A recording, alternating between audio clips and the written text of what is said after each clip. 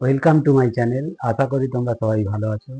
আজকে ক্লাস 10 সরল সুদ কষার অঙ্কগুলো কিভাবে অতি সহজেই করে দেওয়া যায় সেই নিয়ে এই ভিডিওটাতে একটু আলোচনা করব। তোমরা সবাই এই ভিডিওটা একটু ফলো করো এবং ভিডিওটাকে স্কিপ না করে পুরোটা দেখো, তাহলে দেখলে তোমরা অতি সহজেই অঙ্কগুলো করতে পারবে।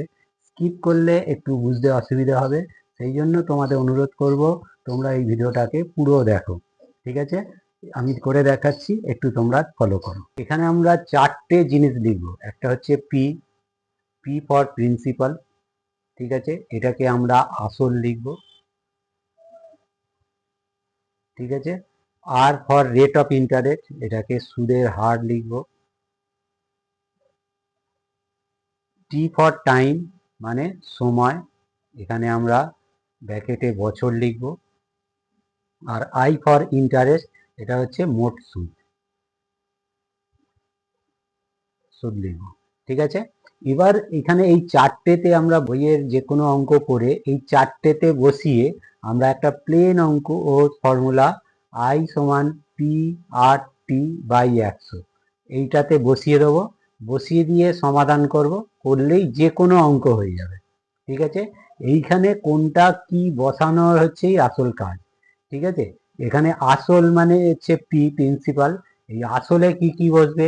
যদি কোনো লেখার পাশে তোমরা দেখতে পাও যে ঋণ কথাটা আছে, লোন কথাটা আছে, ধার কথাটা আছে,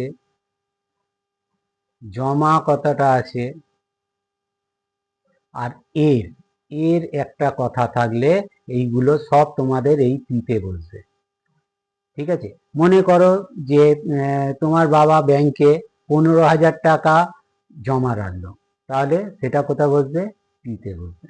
ঠিক আছে, এবার সুদের হার আমাদের যেখানে দেখবে এখানে পার্সেন্টেজ আসবে, যে অঙ্কের পাশে পার্সেন্টেজ থাকবে সেই অঙ্কটা এখানে বসিয়ে দেবে।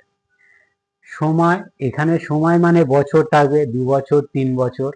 ঠিক আছে, সেটা বসিয়ে দেবে। অনেক সময় থাকে যে 1 বছর 3 মাস, 2 বছর 5 মাস, 2 বছর 6 মাস, যা ইচ্ছা দিতে পারে। তখন তোমরা কিন্তু সবাই ওই মাসটাকে বছরে নামবে। যেমন ধরো দেয়া আছে 2 বছর 3 মাস। ঠিক আছে, আমরা এখানে কিন্তু বছর আর মাস একসঙ্গে আছে, আমরা এখানে বসাতে পারবো না। তখন আমাদের কি মাসটাকে বছরে কনভার্ট করতে হবে, মানে হচ্ছে 2 পূর্ণ 3 12 বছর।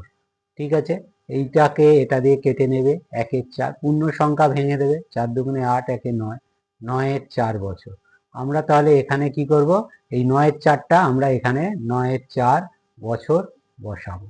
ঠিক আছে, এইরকম তোমাদের যদি মাস দেয়া থাকে তাহলে নিচে তোমরা 12 বসাবে।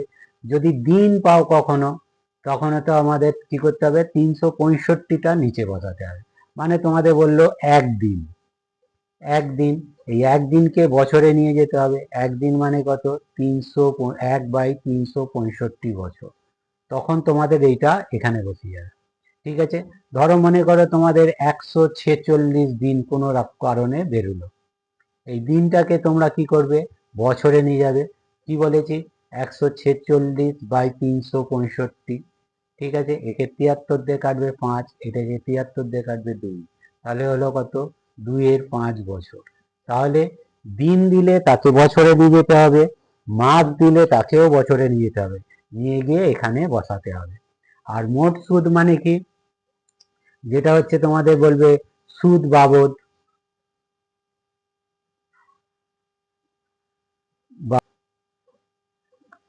ধরি আসল সমান x টাকা।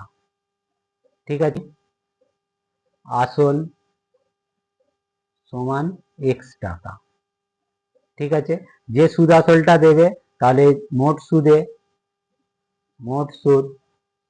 আই সমান কি বসবে? ওই সুদ আসল যেটা দেবে, সুদ আসল যেটা দেবে সেটা থেকে এই এক্সটাকে বাদ দেবে, দিয়ে তোমরা আই এ বসাবে। মনে করো সুদ আসল হলো তোমাদের তাহলে সুদ আসল যদি তোমাদের 4,000 টাকা দেয়া থাকে, তাহলে 4,000 বিয়োগ এক, এই টাকাটা তোমাদের আই এ বসবে। বসিয়ে এইখানে এই চারটে জিনিসকে তোমরা এখানে বসিয়ে দেবে, দিয়ে সমাধান করে দেবে, যে কোনো অঙ্ক হয়ে যাবে। ঠিক আছে। সুদ আসল যদি কখনো চায়, সুদ আসল তোমাদের চাইলে সুদ আসলের বদলে কি হবে, স্ববৃদ্ধি মূল হতে পারে, এই কথাটাও পেতে পারো। বা মোট শোধ করতে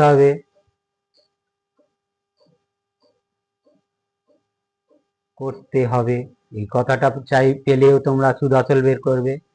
মোট পাবে,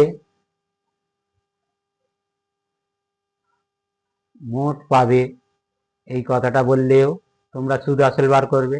যা বলবে তোমরা এই অতি সহজেই এই ফর্মুলা থেকে বসিয়ে তোমরা করে দিতে পারবে। ঠিক আছে, দেখো তোমরা অঙ্কগুলো চেষ্টা করো, না পারলে আমাকে কমেন্টে জানাবে, আমি তোমাদের দেখিয়ে দেবো।